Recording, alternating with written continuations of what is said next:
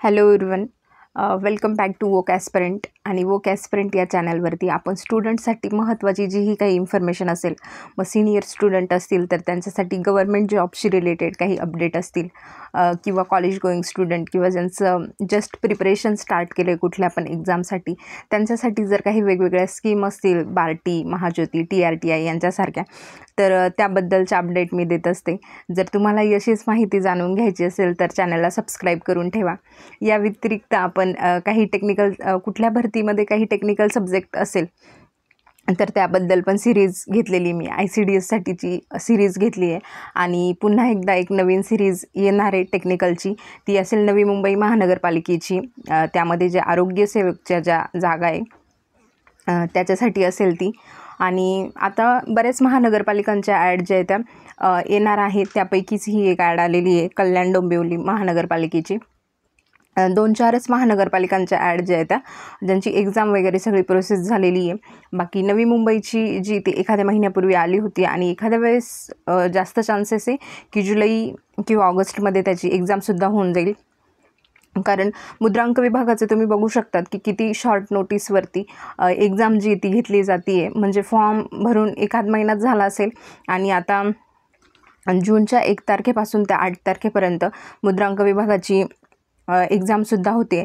त्यामुळे या डिलेमामध्ये राहू नका की एक्झाम फॉर्म भरला आहे तर एक्झाम लवकर होईल की नाही, कारण सगळ्या एक्झाम ज्या आहेत त्या लवकर कंडक्ट केल्या जात आहेत. तर आजची जी ॲड आहे ती कल्याण डोंबिवली महानगरपालिकेची ॲड आलेली आहे. यामध्ये तुम्ही बघू शकतात की गट क व गट क मधील रिक्त पदे सरळ सेवा प्रवेशाने भरण्यासाठी जाहिरात आहे ही. तर यामध्ये बरेच संवर्ग आहे, जवळजवळ 21 संवर्ग देण्यात आलेले आहेत. आणि त्या संवर्गांचे जे पे स्केल आहे तो जवळजवळ 14 पे स्केलपासून 1 पर्यंत यामध्ये बरीचशी पदं जी आहे ती दिली गेली आहे.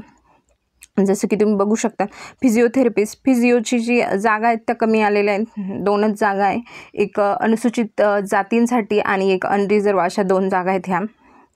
त्यानंतर औषध निर्माता असेल, मग हे जे केमिस्ट्री केलेले स्टुडंट आहे किंवा मास्टर्स केलेले केमिस्ट्री किंवा फार्मसी स्टुडंट आहे त्यांच्यासाठी ही एक चांगली संधी असू शकते.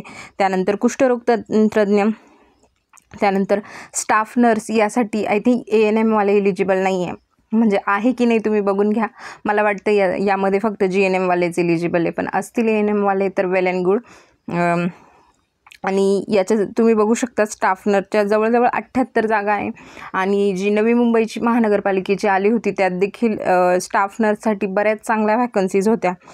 त्यानंतर ही सगळे टेक्निकल पोस्ट आहे. जवळजवळ तुमच्या अशा काही पोस्ट तुम्ही बघा ज्यामध्ये टेक्निकल नाही, तुमचं 10th किंवा 12th किंवा तुमचं एनी डिग्री असं क्वालिफिकेशन असेल त्या पोस्टसाठी तुम्ही फॉर्म भरू शकतात. असे कमी पोस्ट आहेत ज्यामध्ये तुम्ही एनी डिग्रीचा क्रायटेरिया आहे, परंतु त्यांची जी पे स्केल वगैरे आहे ते चांगलं आहे. जर तुमची टायपिंग झालेली आहे आणि मग तुमची कुठलीही डिग्री झाली असेल तर तुम्ही लिपिकसाठी देखील फॉर्म भरू शकता. त्यानंतर प्रयोगशाळा तंत्रज्ञ असेल, लेखापाल, अशा जवळजवळ इथे तुम्ही बघू शकतात 21 संवर्गातील जागा ज्या आहेत त्या आलेल्या आहेत. तर यामध्ये जर इम्पॉर्टंट सगळ्यांचं लक्ष वेधून घेणारं जर कुठलं असते जॉब प्रोफाईल, कारण बऱ्याच मुलांचं एनी ग्रॅज्युएशन असतं, तर ती लिपिक टंकलेखक. तर याच्या जवळजवळ 116 जागा ज्या आहेत त्या आलेल्या आहेत. ज्यांची टायपिंग झालेली आहे त्यांच्यासाठी हा खूप चांगला चान्स असू शकतो.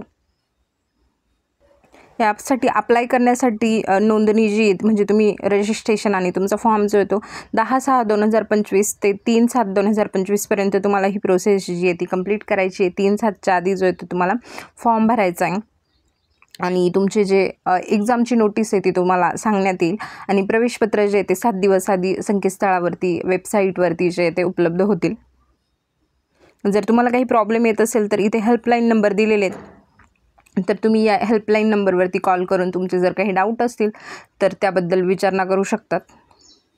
त्यानंतर PDF तुम्ही खाली स्क्रोल करून आल्यानंतर आता तुम्हाला कुठल्या पोस्टसाठी इलिजिबल आहे ते चेक करायचं आहे किंवा तुम्हाला क्वालिफिकेशन चेक करायचे अदर पोस्टचे पण, तर तुम्ही इथे डिटेल बघू शकतात. इथे सर्व काही दिलेलं आहे की पद किती आहे, त्यानंतर त्यांचं कॅटेगरी वाईज ब्रेकअप कसं दिलेलं आहे, समांतर आरक्षण वगैरे याची सगळी डिटेल जी आहे ती यामध्ये दिलेली आहे. आणि या PDF मध्ये बऱ्याचशा ठिकाणी बऱ्याचशा पोस्टसाठी एक्सपिरियन्स क्रायटेरिया जो आहे तो आहे.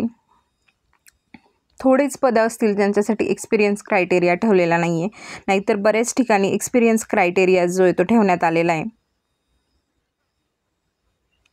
तर बाकीचे जे संवर्गातील पद आहे त्यामध्ये बरेच एक्सपिरियन्स मागितलेत बऱ्याचशा ठिकाणी, किंवा काही टेक्निकल पोस्ट आहे, परंतु लिपिक टंकलेखक यासाठी कुठलाही एक्सपिरियन्स वगैरे मागितला नाही आहे. जर तुमचं क्वालिफिकेशन तुम्ही कुठल्याही शाखेची डिग्री केलेली असेल आणि तुमच्याकडे जर टायपिंग असतील, दोघीही मराठी आणि इंग्लिश टायपिंगचे जर सर्टिफिकेट असतील, तर तुम्ही या पदांसाठी इलिजिबल आहे. तुम्ही हा फॉर्म जो आहे तो भरू शकतात. लिपिक टंकलेखकचे ज्यामध्ये 116 जागा आहे, यामध्ये कास्ट वाईज ब्रेकअप पण तुम्ही बघू शकतात. त्यानंतर कमाल वयोमर्यादा देखील इथे तुम्ही बघू शकतात. आणि वय तुमचं जे आहे ते 1/7/2025 पासून काउंट करायचं आहे. 1/7/2025 पासून म्हणजे 1/7/2025 पर्यंत काउंट करायचं आहे. त्यानंतर दिव्यांग आरक्षणच्या बाबतीत जो डिटेल चार्ट आहे तो देखील देण्यात आलेला आहे PDF मध्ये. जर कुणाला याबद्दल जाणून घ्यायचं असेल तर त्यांनी इथून चेक करू शकतात दिव्यांग आरक्षणच्या बाबतीत. त्यानंतर नॉर्मलायझेशनचा फॉर्म्युला जो आहे तो PDF मध्ये सेकंड लास्ट पेजवरती देण्यात आलेला आहे. तर ज्यांना कुणाला बघायचे, एकतर बघितलं तरी तो समजणार नाही, परंतु जरी कुणाला त्याबद्दल जास्त जाणून घ्यायचं असेल तर नॉर्मलायझेशन कुठल्या पद्धतीने होईल, कुठल्या फॉर्म्युल्यानुसार होईल, ते डिटेल यामध्ये देण्यात आलेलं आहे.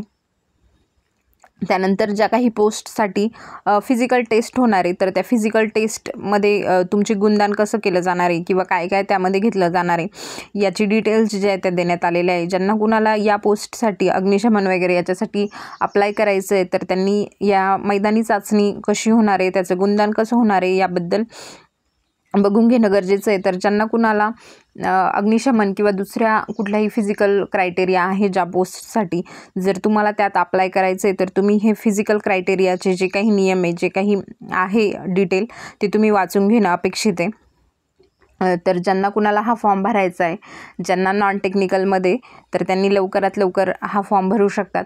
आणि जर तुम्हाला आणखी काही डाऊट असतील याबद्दल, या व्यतिरिक्त मी सांगितलेल्या गोष्टींव्यतिरिक्त जर काही डाऊट असतील, तर तुम्ही टेलिग्रामला मेसेज करू शकतात. टेलिग्रामला माझा ग्रुप आहे वोक ॲस्पिरंट नावाचा, त्याची मी लिंक तुम्हाला कमेंट बॉक्समध्ये पिन लिंक करून देईल. आणि जरी मी विसरले तर वोक ॲस्पिरंट या नावानेच ग्रुप आहे, तुम्ही सर्च करू शकतात. आणि ग्रुप व्यतिरिक्तही तुम्हाला जर काही वाटलं तर मला पर्सनली देखील मेसेज करू शकतात. ज्यांना ज्यांना हा फॉर्म भरायचा आहे त्यांच्यासाठी एकदम चांगली अपॉर्च्युनिटी आहे. जे लोक बऱ्याच दिवसापासून सरळ सेवेचा अभ्यास करतायत त्यांच्यासाठी देखील ही एक खूप चांगला चान्स आहे. कारण बरेच जणांनी सरळ सेवेचा अभ्यास तर करताय, पण कुठली पोस्ट नाही निघाली आहे. कारण बरेच आता सध्या ज्या भरती होऊन गेल्या त्यामध्ये तुम्ही अभ्यास केला असेल परंतु पोस्ट नाही निघाली आहे, तर त्यांच्यासाठी सुद्धा हा एक चांगला चान्स असू शकतो. कारण तुम्ही ऑलरेडी स्टडी तर केलेलाच आहे, थोडंसं तुमचं नॉलेज कुठेतरी अजून अप्लाय करण्याचं, अजून वाढवण्याची गरज आहे. तर तुमचा अभ्यास जो आहे तो वाया जाणार नाही आहे. तसाही जो तुम्ही आधी अभ्यास केला आहे तो तुम्हाला इथे कामाला येणार आहे. आणि थँक्यू.